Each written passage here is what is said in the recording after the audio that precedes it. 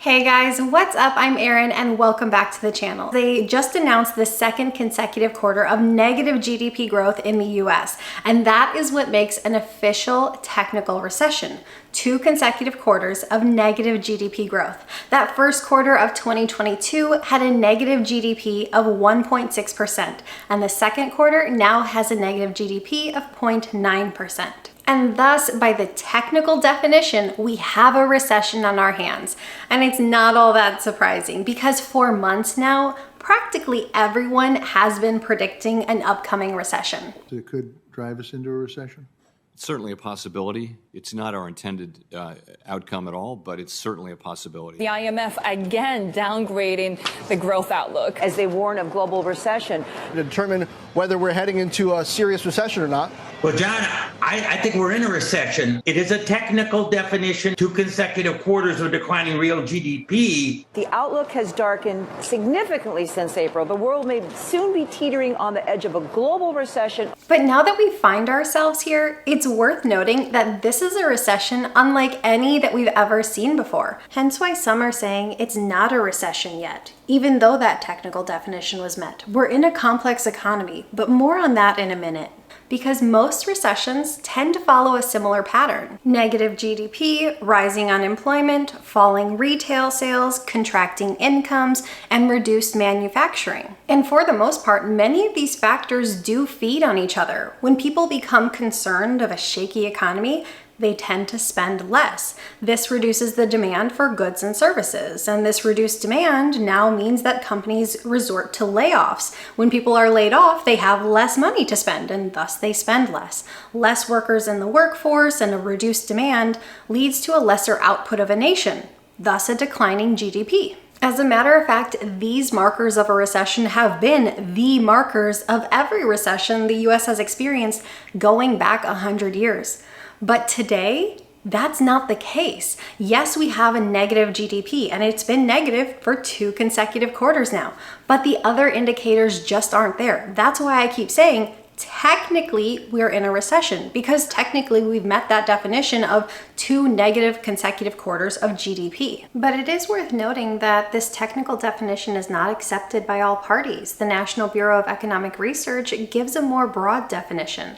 They say a more traditional definition of a recession is a significant decline in economic activity that is spread across the economy and that lasts more than a few months. This goes beyond the technical definition of just GDP and incorporates data from the labor force and makes the declaration of a recession far more subjective. And this is why you are currently hearing people presently say, yes, we're in a recession, and others are saying, no, we aren't. It depends on the definition you're using, traditional or technical. No matter which label you use, recession, not a recession, our economy is facing a lot right now. Unemployment is sitting at record low levels, levels which haven't really budged in months. Having a recession that doesn't have rising unemployment is kind of like a unicorn. It doesn't exist, or at least it hasn't up until now. Just look at this graph. Every recession and every swift market downturn, those time segments marked by gray, have coincided with increases, often dramatic increases in unemployment, marked by the blue line. Unemployment rates of 8, 9, or even 10% are not uncommon in recessions. But with record low unemployment levels right now, many are just left scratching their heads. We have a labor force that is near full employment, and we have companies still eager to hire. But at the same time, we have a shrinking economy. It just doesn't seem to add up. Yes, we have seen major tech firms start to announce some layoffs, but for the most part, most industries are short on workers and eager to hire qualified employees. The tech sector is a little bit unique at this moment because when the pandemic hit, our world went virtual. And with this increased demand for virtual services, tech companies ramped up their employment levels, often hiring thousands of additional employees. And now that demand for digital services has somewhat reduced and mostly returned to normal, many of these companies find themselves with a surplus of employees, hence the announcement of layoffs. But even outside the digital space, we have an evolving and a changing landscape in our workforce. Many baby boomers, a significant portion of our workforce, are at or near retirement. And when the pandemic hit, Many of this generation stepped away from the workforce earlier than anticipated, and they didn't return. This has left some glaring shortages in the workplace, and many companies are struggling to fill these open positions. Also, on top of that, we are facing the lowest percentage of labor force participation that this country has seen in over 40 years. The level of unfilled positions has been steadily increasing for over a decade. Today, presently, there are over 11 million job openings that companies are struggling to fill. So this probably also means that they're more reluctant than ever to start engaging in layoffs, because that's going to leave them with even more vacancies. Back in 2019, when the economy was absolutely surging, when the bull market was in full force, we had 7 million job openings that companies were struggling to fill. Today, the headlines look very different. The temperature of the economy feels very different, but there are 4 million more job openings that companies are struggling to fill. And without the threat of job loss, without rising employment, for many, a recession doesn't feel real. It kind of just feels like a lot of headlines and a wonky stock market. If you ask anyone when a recession starts to feel real, it's when you start to feel like your job is at risk, when there's a threat that your paycheck could be taken away.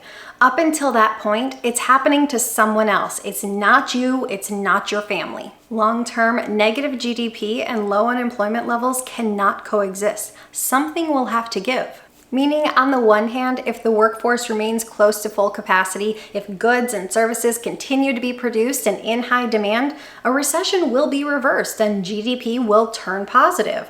On the other hand, if consumer sentiment worsens, and it's already pretty low, people may start to alter their behavior. If costs continue to rise significantly because of inflation, consumers may start to cut back on their spending. If they cut back their spending enough, this will reduce demand. If demand falls enough, companies may start the process of layoffs. This would worsen the effects of the recession because this would increase unemployment levels and further contract GDP. Now, obviously, one of these situations looks like a bed of roses and the other looks like a complete and utter hot mess. Which way to go may truly depend on if the Fed is able to get these inflation numbers under control. It's also worth noting that consumer sentiment can play a huge role in what's going to happen next. It can become a self-fulfilling prophecy. If people believe that it's going to get worse, they may push us further into a recession, inadvertently, of course. But if they start to hold back on their spending, thus reducing the demand for goods and services, this could in turn lead to widespread layoffs. Also, the corporate landscape looks different now than during previous recessionary times. For instance, many of the big S&P 500 companies are reporting record levels of cash reserves. This is contrary to what has happened historically. Going into previous recessions, many companies have found themselves in positions where they are overly leveraged and running very lean on cash. This means they were quick to turn to layoffs because they had to find ways to cut costs. However, some economists are suggesting that if indeed this does prove to be just a mild recession, even if there is a drop in demand, perhaps companies won't engage in layoffs anyway, because qualified workers are very difficult to come by nowadays, and having these cash reserves will allow them to carry themselves through the dip until the rebound occurs. Just as it's good for individuals to have emergency cash reserves, it's good for corporations to have emergency cash reserves because it allows them to weather these financial storms. No matter what happens going forward, we can definitely say this is a recession unlike any we have ever seen before. If consumer demand remains high, if the labor market remains strong, perhaps it indicates that it's just going to be a mild recession. I don't think it's going to be a severe recession, but I think that we are in one of the most unique, unusual recessions. Keep in mind there was a recession that lasted just 2 months back in 2020 when the pandemic first made waves and those first round of stay-at-home orders were issued. And honestly, I think a lot of us look back and say, there was a recession in 2020? What? Honestly, I did not find out about that recession of 2020 until 2021. Literally had no idea. I hope that consumer demand remains high. I hope that unemployment remains low. But to that end, I really think how long this recession is going to last really hinges on whether the Fed can get these inflation numbers under control. Because while Americans are feeling the pinch of inflation, their dollars aren't going as far, they are seeing prices rise all around them, Largely to this point, consumer behavior has not altered that much. But if inflation continues to happen, if prices do not get reined in, consumers will eventually be forced to act, and they will be forced to alter their behavior. In a way, how long a recession lasts or how deep it goes, I think really depends on what happens with these inflation numbers. But that's just my thoughts. I'm still very optimistic that it will be mild and brief in nature. What do you guys think is gonna happen? Let me know in the comments down below. I read every single one of them and I reply to as many as I possibly can. I post new videos every single week. If you got anything at all out of this one, please give it a like. If you're new here, please consider subscribing. Or if you know of someone who might get something out of this type of content, please consider sharing. I appreciate you and I hope you have a great day. I'll see you soon. Bye. If you heard any snoring at all throughout this video, I would like to take a moment to blame this little guy. There were 4 million are feeling the pinch of inflation. GDP growth. Well, it's so annoying.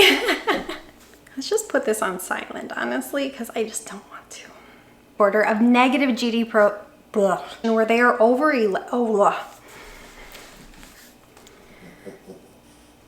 excuse you. Meaning, on the one hand, upcoming recession. And here it is. I don't like that. Start engaging in layoffs. What the frick? Often recessions, well, that's annoying. Is in the workplace, eager to hire, that's the definition, that are still eager to hire. Ugh, stupid airplane. Okay, can you like fly faster? I don't know what you need to do, but are you snoring? Hi, bud. Can you keep it down? I'm sorry, I don't want to disturb you.